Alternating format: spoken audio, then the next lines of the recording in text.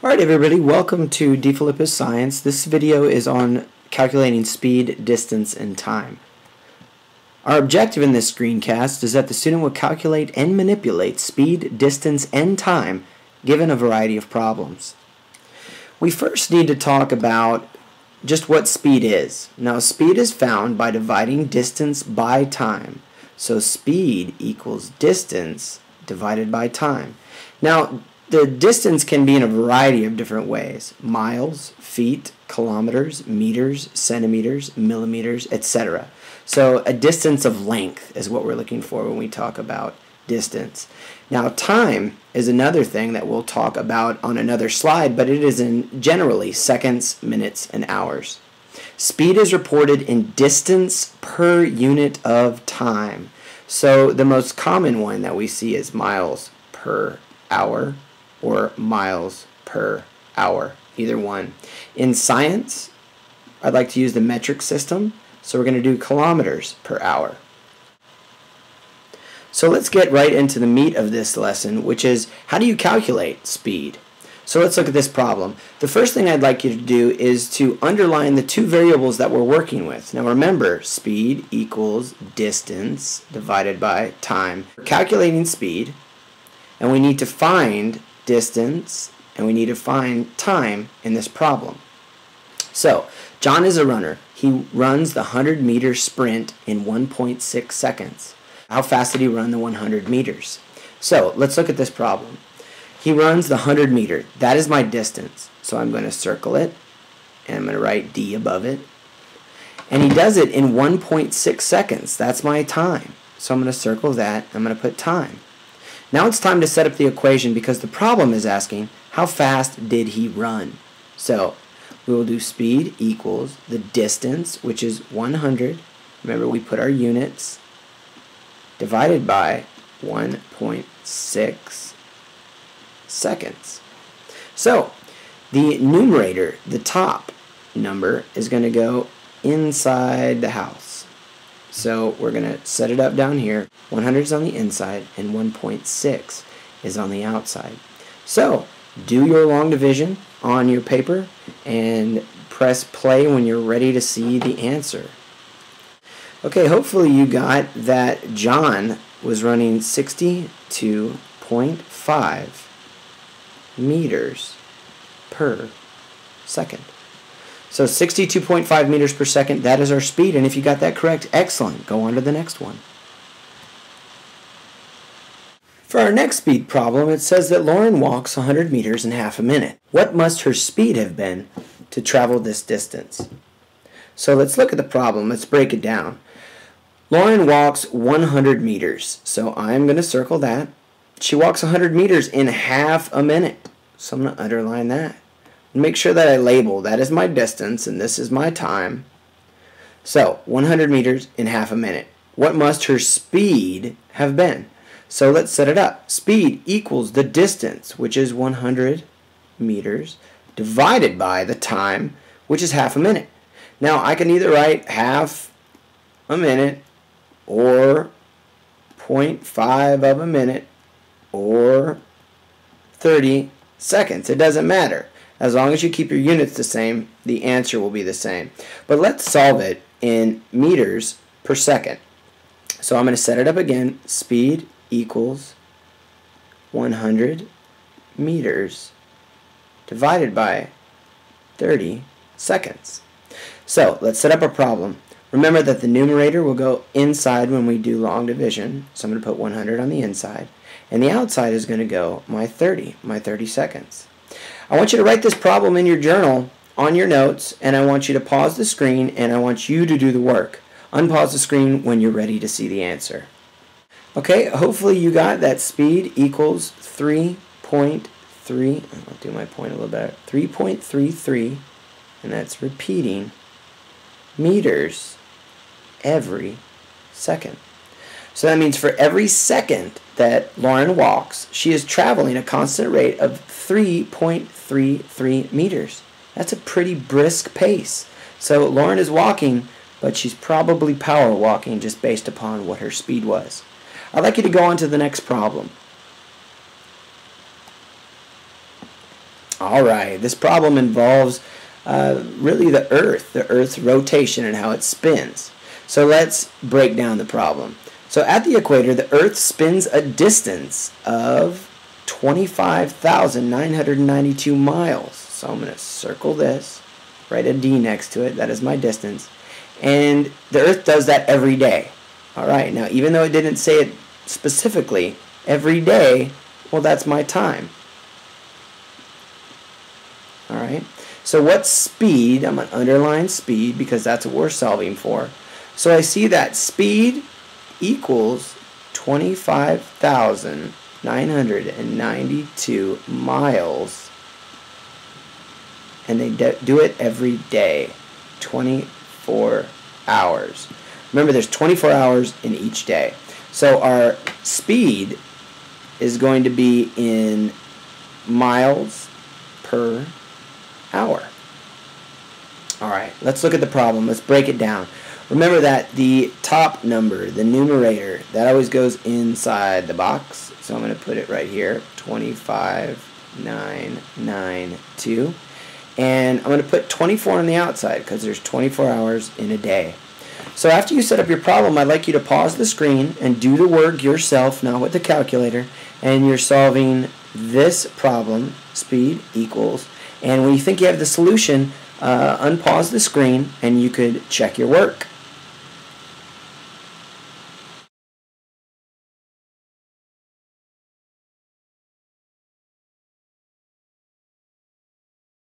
Let's look at the problem again and break it down. So we are solving in miles per minute or miles per minute. Okay, so our distance is the exact same, 25,992. So let's write speed equals 25,992 miles. Okay, so it's doing it in miles. Now we have to put our bottom number in, and that's every day. So I know that there's 24 hours in each day, hours per day. And I know that there are 60 minutes per hour. So in order to find minutes, what would I have to do? Yeah, good. Minutes would be 60 times 24. That would give me minutes per day. So do the math, unpause the screen when you're done, and see if you could figure out how many minutes are in a day. Alright, hopefully you got that there are 1,440 minutes every single day. So let's put that number in the denominator on the bottom. 1,440 minutes.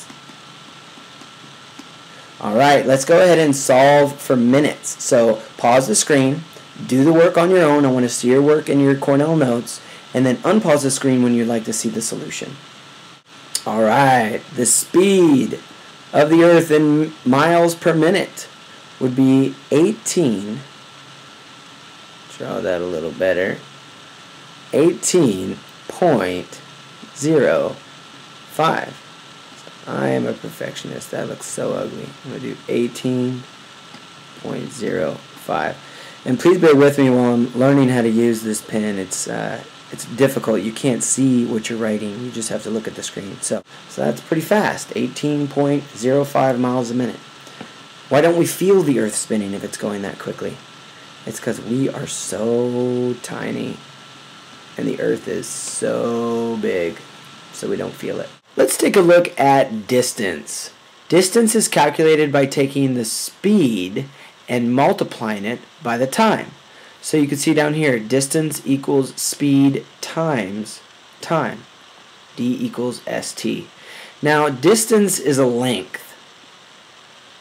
And as such, any length can be measured in feet, yards, miles, millimeters, centimeters, kilometers, etc. We're going to start with two fairly simple distance problems. This problem says that a whale swims at a constant speed Now this term in science means that the speed is the same along the entire journey. So if you had a radar gun, you could clock this whale, and every single minute and second that passed by, it would always read 8 meters a second. So again, let's read. A whale swims at a constant speed of 8 meters every second for 17 seconds. What distance did he travel? So let's set up the problem. We are calculating distance, and distance equals speed times time. So distance equals speed of 8 meters a second times 17 seconds. So go ahead and do the multiplication and unpause the screen when you want to see the answer. I got 136 meters. Next problem. Jim traveled at a speed of 18 kilometers an hour for 2 full hours. So this is my speed, and this is my time. And from that, I can do distance equals speed times time. So distance equals 18 times 2.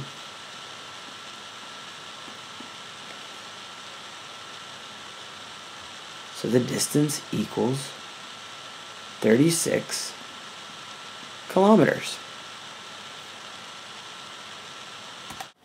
All right, let's take a look at this problem. It says Callum writes down his jog times for each day. On Monday, he jogs 15 minutes. Tuesday, 10 minutes. Wednesday, 12 minutes. Thursday, 5 minutes. And on Friday, he does not jog, so we won't need to calculate anything on Friday. It also says he jogs at a constant speed. So remember, a constant speed means if you had a radar gun and you shot him with it and to check his speed at any time during his journey on those days, he would always be at that rate, 9 kilometers an hour. So how far did he jog each day, and on which day did he jog the furthest? So there's a lot of things going on here. I'm going to black out the screen, and we're going to write down a few things. So from this problem, I have on Monday, he jogged 15 minutes. Well, because the speed is in kilometers per hour, we need to make this 15 minutes into an hour decimal. So 15 minutes is what fraction of an hour? It's 1/4 of an hour. Or in a decimal, it would be 0.25 hours. Okay? Let's try Tuesday. On Tuesday, he jogged for 10 minutes. Well, we can't have it in minutes, so we have to convert it to hours. So 10 goes into 60 how many times? 6 times. So 1/6 of an hour, or 0.16 repeating, so I'm going to round it to 167. Okay, on Wednesday, he travels for 12 minutes. Remember, minutes we can't have them, we have to convert it to hours. So how many times does 12 go into 60? And it goes in 5 times, so it's 1/5 of an hour, or 0.2. And then on Thursday, he travels for only 5 minutes. And how many times does 5 go into 60? Good, it goes in 12 times, so 5 minutes is 1/12 of an hour, or 0.083. So these are, I'm going to circle the times in a decimal in hours, because we're going to have to use these numbers instead of the minutes that they gave us to calculate the distance traveled. So in your journals, you're going to write down very similar to what I have right here, and we're going to go back to the problem and solve it. So I'm going to unblank the screen, and we're going to try it from this point. So on Monday, remember, we're trying to find the distance. So on Monday, it's going to go that speed of 9 kilometers an hour. So I'm going to put 9 times, and then I'm going to put my decimal that I came up with for Monday, which was 0.25 hours. Okay? So on Monday, in order to find the distance, I'm going to go 9 times 0.25. On Tuesday, again, my speed is constant, so I'm going to put it there, 9 kilometers an hour, times 0.167 hours. Okay, I'm going to do the same for Wednesday. 9 kilometers an hour times 0.2 hours. And on Thursday, I went 9 kilometers an hour. That's my speed. And remember, distance is speed times time. And the length of time that I jogged was 0.083 hours. Now the cool part about this is without doing any math at all, we could see which day he jogged the furthest because the speeds are constant. These are all the same speed, and so all we're doing is looking for the most time that he jogged. And we can see that on Monday he jogged the greatest length of time, which was 0.25 or a quarter of an hour. So that's the answer to this part of the problem. Now in order to find out how far did he jog on each day, we're going to have to do the math. So I want you to pause the screen, and I want you to do the math, and I want you to see the work. I want to see your work in your Cornell Notes, and then unpause the screen when you're ready to check your answers. Alright, let's check your answers. On Monday, the distance he traveled was 2.25 kilometers. So he traveled that far on Monday. Let's look at Tuesday. So on Tuesday, we're going to go 9 times 0.167, and that gives us our answer of 1.503 kilometers. On Wednesday, we're going to do 9 times 0.2, and we're getting 1.8 kilometers. And then on Thursday, we're going to do 9 times 0.083, and that gives me 0.747 kilometers. So let's look at our problem again. How far did he jog each day? Here are my answers. On Monday, he went 2.25 kilometers. On Tuesday, he went 1.503 kilometers. Wednesday, 1.8 kilometers. And on Thursday, he went 0.747 kilometers.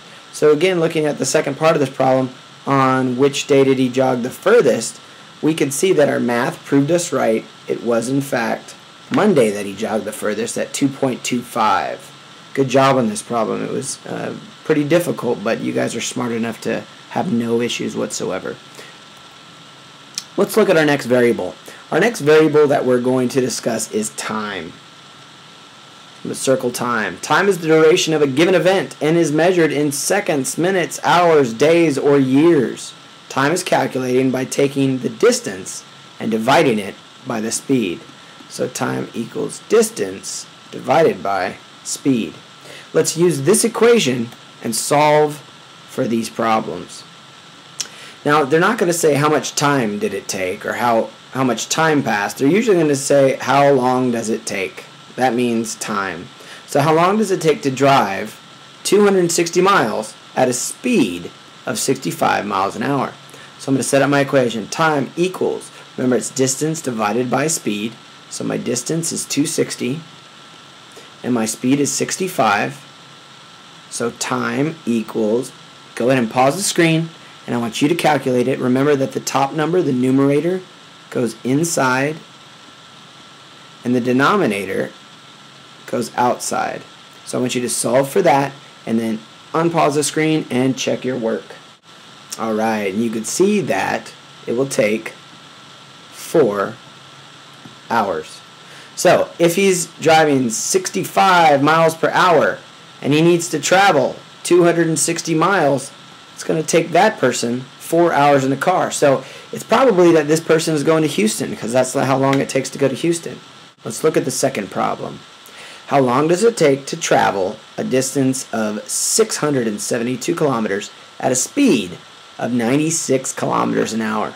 We're going to set this one up the exact same way we set the last one. Time equals distance, 672, divided by my speed, which is 96. Remember that this number goes inside the house, and this number goes outside of the house. So we're going to have 672 as the numerator, 96 as the denominator.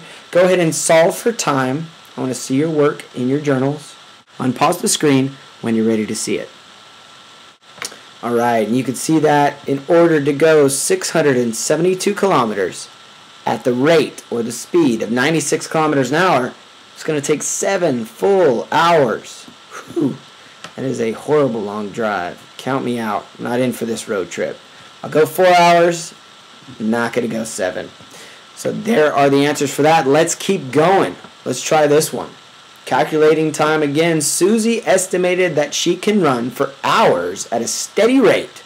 Now remember, steady rate, they're trying to get fancy. They mean constant rate of 8 miles per hour. She enters a marathon of a distance of 26 miles. It's actually 26.5 miles, but we're going to go easy on you today. How long should it have taken her to complete the race? Give your answers in hours and minutes. So let's look at this problem. Let's break it down. So Susie is going 8 miles an hour, and she needs to go 26 miles. How long did it take her? That's basically what this is saying.